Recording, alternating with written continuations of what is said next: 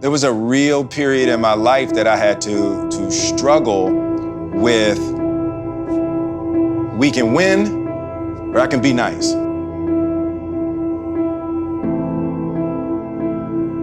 Pick one, right? And different people pick different things. Right. For the type of material world climbing, you know, that I did for a big chunk of my life, it was military minded. You know, we're gonna get that flag to the top of that hill, and you are gonna help or you're not gonna be here, right? So that's one mindset. And then after I got the flag to the hill a couple of times and kept getting the flag to the hill and realized that you don't feel good and you've scorched earth, you know, around you, and you're like, nobody's really happy, you know. And then I started to have to question that mindset. You know, I had one of the greatest runs in Hollywood history, you know. Got 8 #1 movies, all over 100 domestic, biggest global movie star, all of that, and my family was miserable, you know. And I had equated winning with happiness, right? It's like, we're winning, what is y'all problem, you know? You know, and the transition from product focus, like military-minded, get to the top of that hill. And then I shifted into a mindset. It was really my kids who brought me out of that. I shift into discovering, like, well, damn, people really care about how they feel. Right? You know, yeah, and as crazy as that sounds, no, like, you know, my father wasn't concerned with how I felt, you know. He wasn't concerned with how he felt. He was military-minded. You achieved the mission. And there's 2 possibilities. When I give you a mission, there's 2 possibilities. 1, you complete the mission. 2, you're dead. Right? You know, and that's what my father was saying. I grew up with that. Oh, cool, right?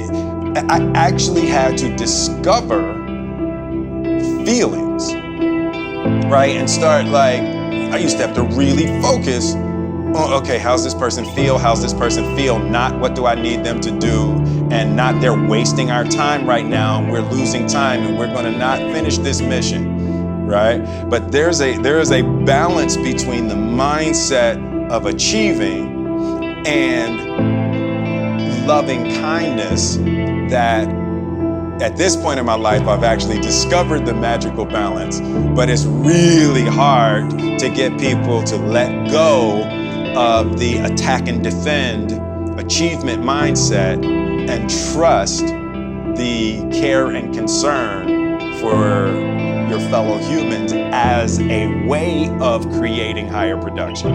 And you can learn something from the extremes also, right? And when you look at the athletes, right? There's a certain extreme mindset that I was gonna say you have to take on. I don't know that you have to take it on. What I do know is that in this society, we worship that mindset that, you know, it's can you become Michael Jordan without that mindset? You know, and that is a really powerful, difficult question. It's like most people can't sustain the mindset that, you know, fortunately, because it can be so destructive, but most people can't sustain that level of discipline to manifest the things that they want in their life. And there's a poisonous edge to that kind of discipline. And I've been to the edge of that kind of material world discipline in my mind.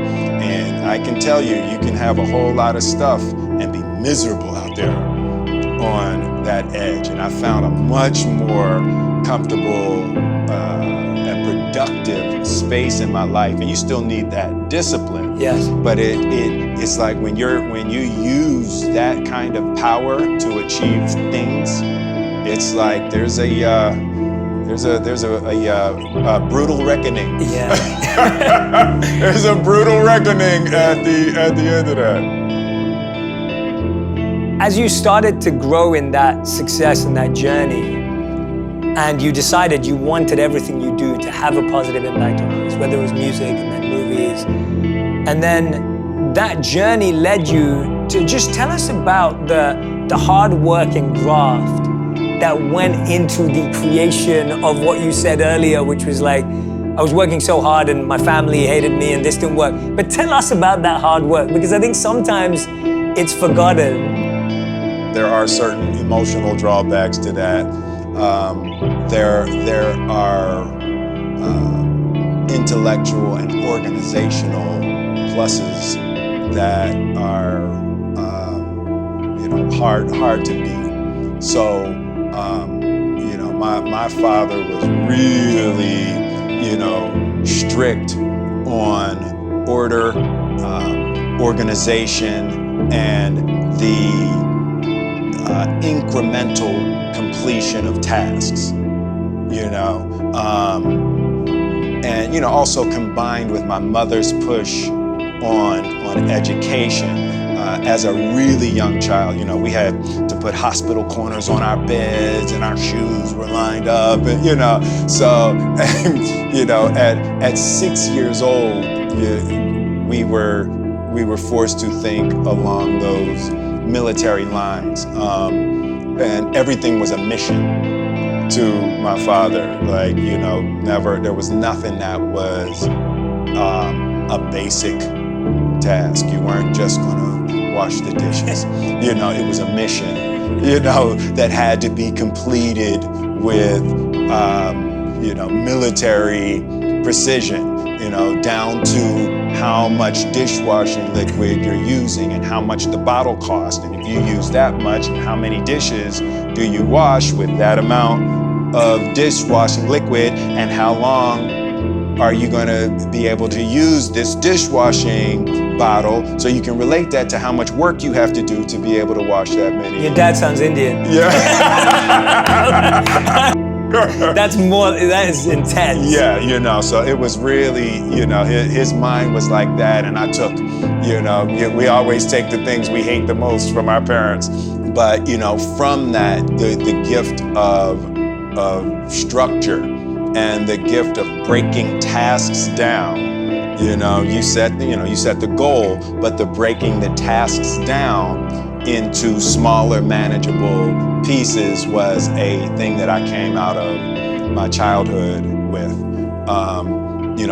For example, you met JL. Yeah. So I told when I said I wanted to be the biggest movie star in the world, and I was 18 or something. I haven't met him yet. I know you're talking about. I haven't met him yet. Yeah, I know you're talking about. Yeah. And I said I want to be the biggest movie star in the world. So the first thing that we did is we looked at, what are the top 10 movies of all time? Because if you want to be the biggest movie star in the world, you're going to have to make the biggest movies in the world. So we said, what are the top 10 movies? So we looked at the top 10 movies. We said, what are the patterns? What are the patterns in the top 10 movies? And at the time, 10 out of 10 were special effects movies. And 9 out of 10 were special effects movies with creatures. And 8 out of 10 were special effects movies with creatures and a love story. So, that's where the bent for me towards sci-fi movies came from, the recognition of the patterns of sci-fi creatures and a love story. So that became what we were looking for with everything. And then Independence Day was a no-brainer, and then Men in Black was, behind that. Yeah. And it's that kind of, systemized Algorithms. Yes, right, exactly. Yeah, Looking yeah. for what is the pattern, and that's one of the gifts my father stuck me with coming out of childhood. Yeah.